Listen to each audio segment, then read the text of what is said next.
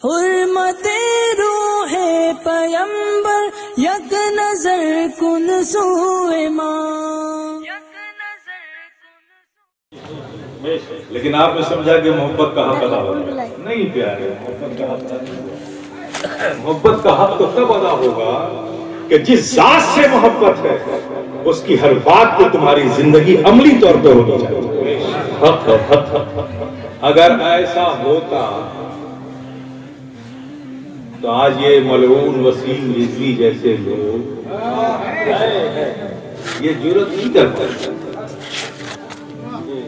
یہ بول صرف اس لیے رہے ہیں کہ آج کا مسلمان صرف رسمی اور اسمی مسلمان ہے، اسے اسلام کی حقیقت ہی کا پتہ نہیں، دین پر اس کی زندگی ہی نہیں ہے. وہ تو صرف سن کر مسلمان ہے، جان کر مسلمان ہے، عمل سے مسلمان ہے. کاش پہلے کی طرح آج کا مسلمان عملی مسلمان ہوتا تو ان جیسے ملعونوں کو ہمت و جرأت پیدا کرتا ہے. یہ جو بولتے ہیں ان سے جو بلوایا جاتا ہے، جو بلواتے ہیں وہ بیوقوف لوگ نہیں ہیں، وہ بڑے ہوشیار لوگ ہیں. وہ آپ کے حالات، آج کے مسلمانوں کے حالات کو دیکھ کر اس طرح کے ایشوز پیدا کرتے ہیں کہ آج کا دور مسلمانوں کو گمراہ کرنے کا سب سے بہترین دور ہے. اس لیے کہ مسلمان جس اسلام کو مانتا ہے خود اس اسلام کو چلتا نہیں ہے. اس سے بہتر زمانہ مسلمانوں کو گمراہ کرنے کا اور کوئی نہیں مل سکتا. یہ ان لوگوں نے انالیسس کیا، تجزیہ کیا، پھر ایسے پوپٹ لوگوں کو کھڑا کر کے ان سے اس طرح کی حرکتیں کروائے. میرے پیارے، ہماری ذمہ داری ہے.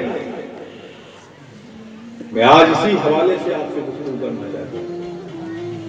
اللہ تبارک و تعالیٰ ارشاد فرماتا ہے، یا ایھا الذین آمنوا آمنوا، اے ایمان والو ایمان والے ہو جاؤ. خدا کی قسم، رب کے اس مطالبے کی تکمیل تم کر لو اپنی زندگی میں تو پھر تمہیں آئی ڈی کارڈ نہیں دکھانا پڑے گا کہ میں مسلمان ہوں. تمہیں چلتا ہوا دیکھیں گے لوگ تو کہہ دیں گے یہ مسلمان ہے. تمہیں بیٹھا ہوا دیکھ کر کہہ دیں گے کہ یہ مسلمان ہے. تمہاری زندگی کے حالات دیکھ کر دنیا بول اٹھے گی کہ یہ مسلمان ہے. تمہیں کسی آئی ڈی کو دکھانے کی ضرورت نہیں پڑے گی اگر تم اس کی تکمیل کرو. مطالبہ رب کا ہے کہ اے ایمان والو ایمان والے ہو جاؤ